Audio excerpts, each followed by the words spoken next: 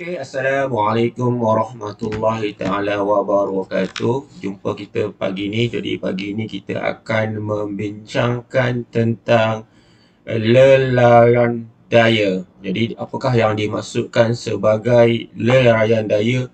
Jom kita saksikan atau kita belajar bersama-sama. Okey, apakah yang dimaksudkan sebagai lelayan daya? Kalau awak perhatikan di sini ialah kalau awak tengok kat sini yang biru itu merupakan suatu daya, dan daya ini kita boleh leraikan dia menjadi komponen X. Yang mana komponen X? Yang ini maksudnya yang mendata. Itu dipanggil sebagai komponen X ataupun yang mendata, di mana kalau awak buat graf ini dikenali sebagai paksi X.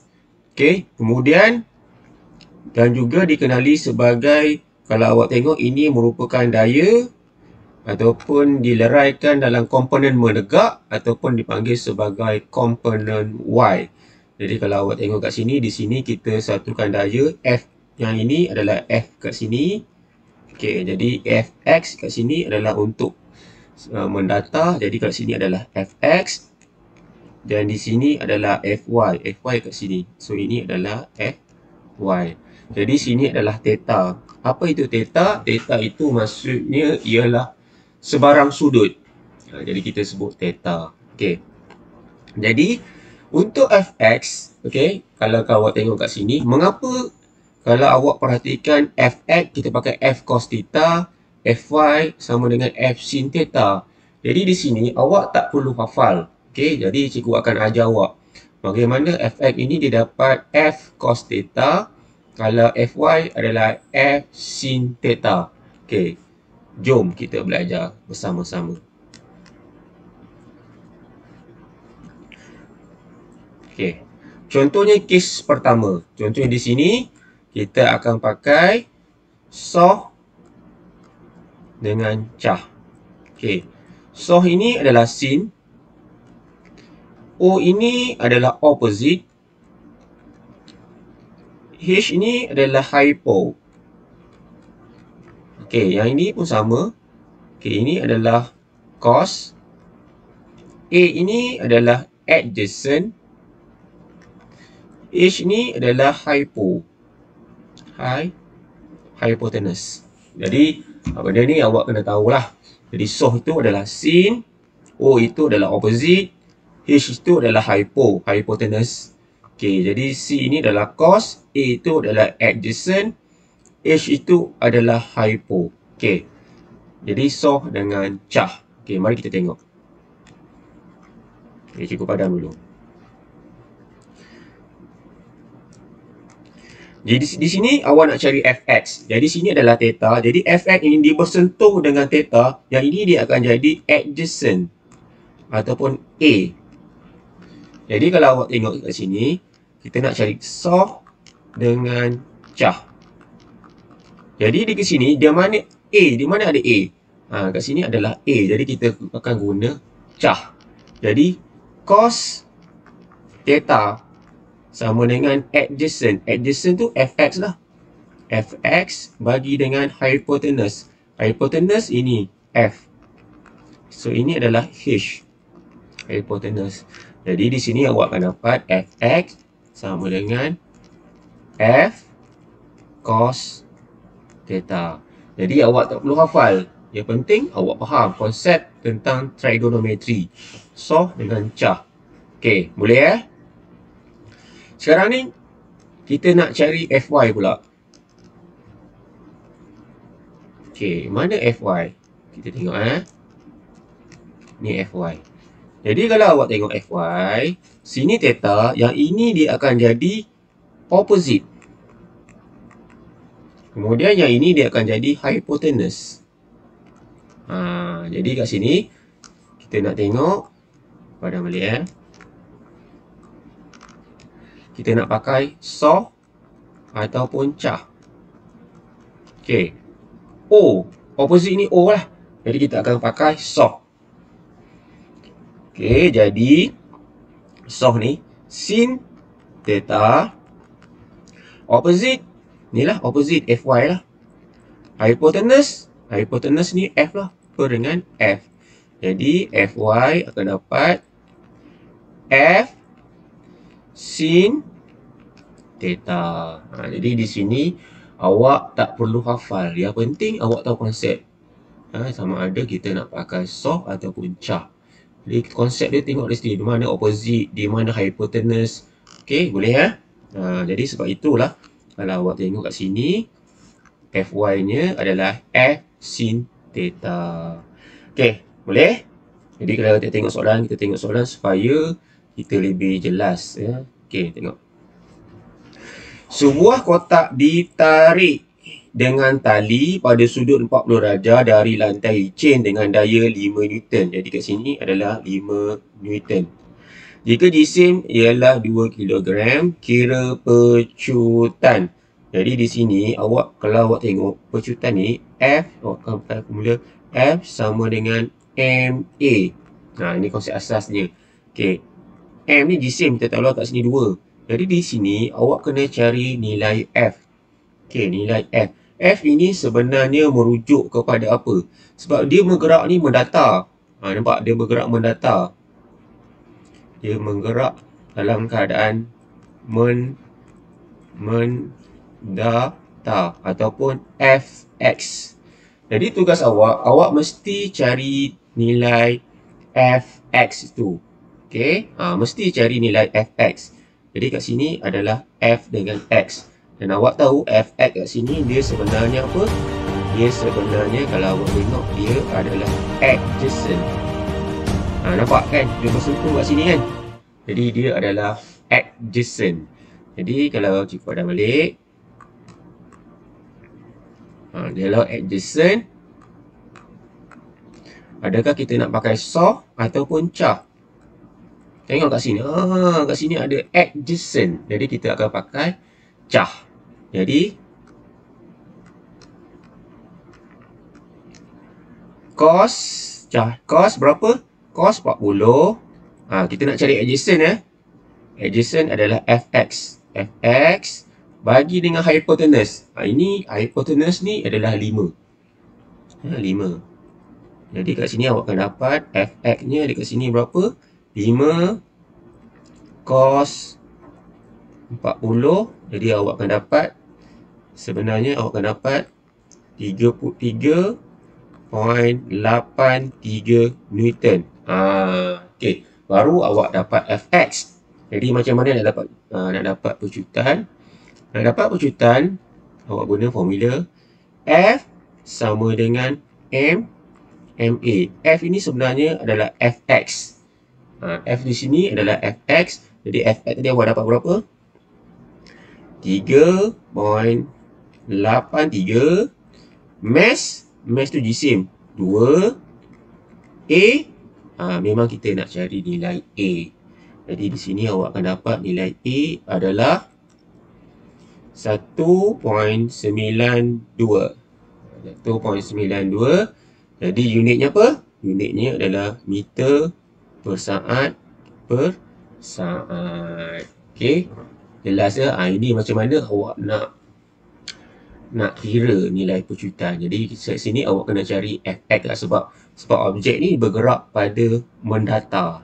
Mendatar. Jadi sebab itulah awak kena cari nilai Fx. Okey, boleh ya?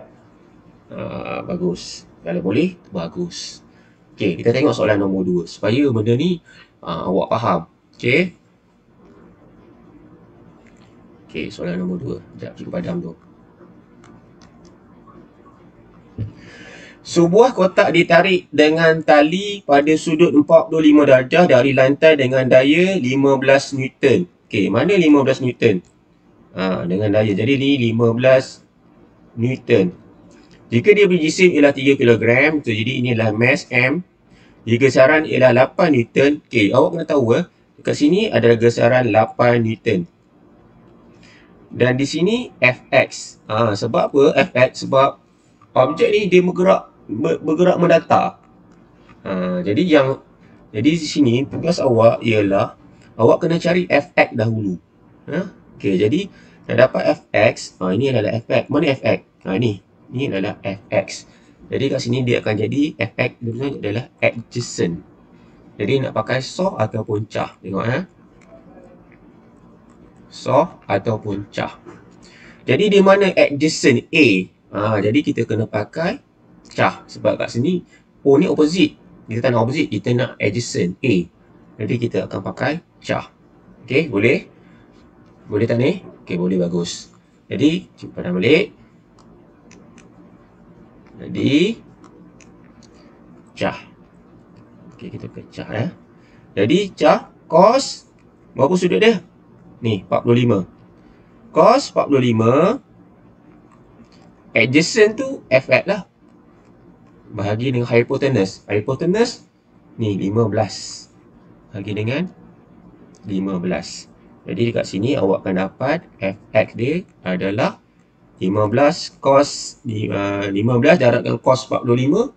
So dia ni awak naik atas lah. Jadi awak akan dapat 10 poin dengan 6 Newton. Okey. Okey, ini fx. Jadi macam mana nak dapat F sama MA? Jadi F sama dengan MA. Okey, di mana F ini adalah daya paduan. Apa maksud daya paduan? Daya paduan ni maksudnya daya bersih. Jadi kat sini awak tengok kita ada 10.6. Kita ada 8 Newton. Nampak ni? Kat sini ada 10.6. Jadi kat sini awak kena tolak lah sebab dia bertentangan arah. Awak tengok sini. Sini ke kanan. Sini ke kiri. Jadi 10.6 tolak dengan 8. Sebab 8 tu adalah gaya geseran. Sama dengan mass tadi berapa jisim? Jisim dia 3. Dengan A. Jadi dari sini awak akan dapat nilai A nya adalah 0.87 unit apa? Meter per saat berbanding yang tadi senang sebab dia tak ada daya geseran. Sekarang ni dia ada daya geseran, maka awak kena tolak dengan daya geseran sebab kita nak F ni, F di sini adalah merupakan daya geseran. Okey, boleh itulah bagaimana kita nak menggunakan konsep leraian daya. Okey, boleh? Okey. Kita tengok objek di atas satah condong. Okey, tengok Okey. Okey, kalau awak tengok ini suatu objek, landasan mana landasan? Okey, mari cikgu tandakan. Okey, sekejap cikgu padam balik. Okey. Yang ini adalah dipanggil sebagai landasan. Yang ni. Ini dipanggil sebagai landasan. Okey. R ini dikenali sebagai apa? Daya tindak balas normal. Kenapa disebut normal? Normal itu apa? Normal itu maksudnya dengan landasan. Awak tengok kat sini. Kan 90 darjah. Dengan landasan. Jadi sebab itu dipanggil sebagai daya tindak balas normal. Normal dengan landasan. Okey, weight. Ini adalah weight, berat. Okey. Jadi kalau awak tengok kat sini. Dan sini, mengapa W cos theta? Mengapa R itu sama dengan W cos theta? Okey, kemudian kita padam balik. Okey, W sin theta ini apa? W sin theta. Mengapa dia dapat W sin theta? Ini dikenali sebagai daya selari dengan landasan. Dia kan selari dengan landasan. Kan? Sebab awak tengok kat sini. Ini benda biru ni dengan landasan tu kan selari. Sebab itu dia panggil daya selari dengan landasan. Kenapa dia pakai W sin theta? Adakah kena hafal? Okey, cikgu akan terangkan. Okey, jadi daya yang selari dengan landasan adalah W sin theta. Daya yang tindak balas normal dikenali sebagai W cos theta. Okey, mari kita tengok macam mana dia dapat ni. Okey, mula-mula kalau awak perhatikan kat sini, okey, ini kita buat theta. Kalau awak belajar dalam matematik, kalau ini sebagai theta, theta ni sebarang sudut lah, kita buat itu kita panggil theta. Jadi dekat sini kita panggil theta. Theta di sini dengan theta di sini nilainya adalah sama. Jadi kalau awak tengok kat sini berat ini weight ni, yang ini dia akan jadi hypotenuse. So yang ini kat sini dia akan jadi adjacent ataupun A. Betul kan? Sebab dia bersentuh dengan theta. Sebab itu dia panggil adjacent. Kemudian yang biru ni dengan ini dia panggil sebagai opposite. Opposite. Sebab itu dia panggil O. Jadi kalau awak tengok, awak belajar tadi, kalau awak tengok yang kecilkan lagi Okey, sebab itu kalau awak tengok kat sini, yang biru ni, yang merah ni, dan sebab dia adjacent, jadi dia akan pakai apa? Dia akan pakai cah. Sebab A kan, adjacent. Kita pakai cah. Jadi cah ni sama dengan cos theta, adjacent tu yang merah ni lah. Adjacent bahagi dengan weight. Hypotenuse adalah weight. Jadi kat sini awak akan dapat adjacent sama dengan W cos dengan theta. Sebab itu yang merah ni adalah W cos theta. Okey, boleh faham? Sebab itu merah itu adalah W cos theta. Okey, kita tengok. Mengapa biru tu W sin theta? Mari kita tengok. Kita faham Okey, tengok. Dekat sini yang biru tu adalah opposite. Jadi opposite ni kena pakai apa? Kena pakai soh lah. Tak boleh pakai cah sebab dia O, opposite.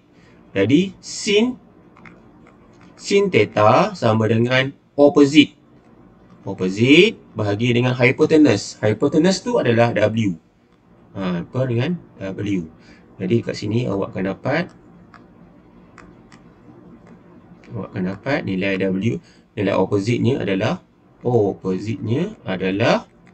W sin theta. Sebab itulah awak dapat dekat yang biru itu adalah W sin theta. Yang merah itu adalah W cos theta. Kalau rasa susah sangat, awak hafal je lah. Jadi dia nak balas normal adalah W cos theta. Daya yang selari dengan landasan itu dikenali sebagai W sin theta. Okey. Boleh? Okey. Boleh? Okey. Okey, kita tengok soalan berikutnya. Supaya kita nampak lah dekat sini. Okey, tengok soalan berikutnya. Okey. Sebuah kotak berjisim 5 kg 5 kg adalah pegun. Di atas atas condong 40 darjah, kira daya tindak balas normal. Okey, ini adalah R. Okey, jadi kat sini awak kena lukis lah supaya awak nampak. Okey, jadi kita lukis. Okey, inilah landasan. Okey, kemudian satu objek ni kita letak. Jadi kat sini berapa sudutnya? Jadi kat sini sudutnya adalah 40 darjah. Okey, 40 darjah. Okey, ini objek. Kemudian okey, nilai weight ni, awak tahu awak belajar, weight ni dia mesti arah menuju ke pusat bumi. Jadi dia mesti daripada sini, ni adalah arah weight. Jadi ini adalah weight. Dia mesti menuju ke pusat bumi. Kemudian ada lagi satu nilai R. Okey, R ni dia mesti normal dengan garis dengan landasan. Jadi ini adalah R. Okey, kemudian ada satu lagi garis yang selari dengan landasan. Okey, jadi kat sini adalah R. R tadi awak dapat apa? W cos theta. Kalau ini adalah W sin theta. Supaya awak nampak lah. Okey, jadi dah dapat nilai R. Okey, jadi kat sini R. Okey, nama W apa? W sama dengan mg. Jadi mg cos theta. Jadi M berapa? M 5, G 9.81. Cos berapa? Cos sudut je cos 40. Jadi kat sini awak akan dapat nilai R-nya adalah akan dapat 37.5 Newton. Okey, boleh? Okey, disebabkan itu nombor A. Okey, kita tengok B. Okey, jadi kalau awak tengok objek ni dia bergerak ke bawah kan. Jadi kat sini dia akan satu wujud daya daya ke atas yang dia selari dengan landasan. Kat sini dia panggil sebagai daya geseran. Ini adalah F geseran. Mana geseran ni? Ni F geseran. Jadi disebabkan dia pegun, W sin theta mesti sama dengan F geseran. Sebab apa? Sebab dia pegun. Dia pegun. Jadi, dah dapatkan F geseran sama dengan W sin theta. Jadi, F geseran ataupun geseran. Okey. WG sama dengan 5 darab dengan 9.81. Kemudian, sin sudut berapa? Sudutnya 40. Jadi awak tekan kalkulator, maka kat sini awak akan dapat nilainya adalah F geseran nilainya adalah 31.53 Newton. Okey, boleh? Jelas. Sebab itulah F geseran sama dengan daya selari sebab dia dalam keadaan pegun. Okey, boleh? Jadi kita tengok soalan nombor 2 supaya cikgu akan tunjuk satu, yang lain tu nanti awak boleh belajar dari apa yang cikgu cakap hari ni. Okey, tengok nombor 2. Okey, nombor 2. Okey. Suatu kotak berjisim 5 kg diletakkan di atas atas condong dengan permukaan licin. Maksudnya kat sini dia tidak ada daya geseran. Okey, tidak ada daya geseran. Okey, bersudut 30 darjah. Kira daya tindak balas normal. Kat sini maksudnya dia nak cari nilai R. Kat sini dia nak cari nilai A. Jadi kat sini, tak apa, kita lukis bagi awak nampak. Kita ada satu data. Kemudian kita lukis landasan. Okey, landasan ni dia sudutnya berapa? Sudutnya adalah 30. Okey. Kemudian kita ada satu objek. Kita lukis objek. Okey, kemudian awak tengok dia ada berat kan? So berat kat sini. Kemudian dia ada satu daya tindak balas normal. Normal ni dia 90 darjah, kat sini normal. Kemudian ada satu lagi daya yang selari dengan landasan. Benda ni sebab kita lukis supaya kita nampak. Okey. Jadi kat sini ini adalah W. Okey, kemudian kat sini ini adalah W sin theta. Yang ni R. R adalah W cos theta. Benda ni ada yang kita belajar sebelum ni. Okey, benda ni awak kena hafal lah. Kalau tak tahu awak hafal je, senang. Jadi apakah yang ini adalah R. Jadi R sama dengan W cos theta. Jadi W nya adalah mg lah. Jadi jisimnya 5 darab dengan 9.81 sebab mg kan. Cos berapa? Theta. Ini theta. Cos theta, cos 30. Jadi di sini awak akan dapat nilainya adalah 37.57 Newton. Itulah untuk daya tindak balas normal. Jadi 37.57 Newton. Okey. Boleh? Okey. Sekarang ni kita nak tengok pecutan. Kita padam dulu. Okey, pecutan. Okey, nak dapat pecutan, kalau awak tengok sekejap, kita lukis sendiri. Okay. Yang ni tadi berapa nilai tadi?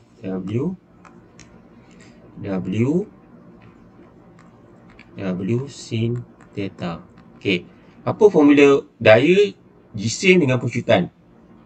Formulanya adalah F sama dengan MA. F ni awak ambil yang ni. W sin theta tu. Jadi kat sini 5 W tu mg kan. 5 darab dengan 9.81. Okey, kemudian sin 30. Sin 30. Kemudian mass berapa objek ni? Mass 5. Mass 5. Betul awak nak cari nilai A. Awak tekan kalkulator kan.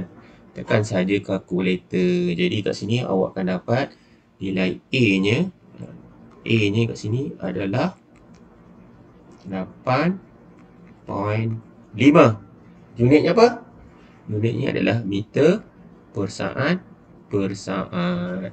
Jadi kat sinilah bagaimana awak mesti nak gunakan konsep leraian daya itu. Jadi kalau awak tengok, inilah konsep bagaimana buat konsep leraian daya. Dari situ kita boleh dapat kira dia punya nilai ujutan dan sebagainya. Okey, itu sahaja kita punya pembelajaran pada hari ini. Jadi jangan lupa kalau rasa tak jelas, awak boleh tengok cikgu punya video dalam YouTube. Okey, terima kasih semua. Assalamualaikum.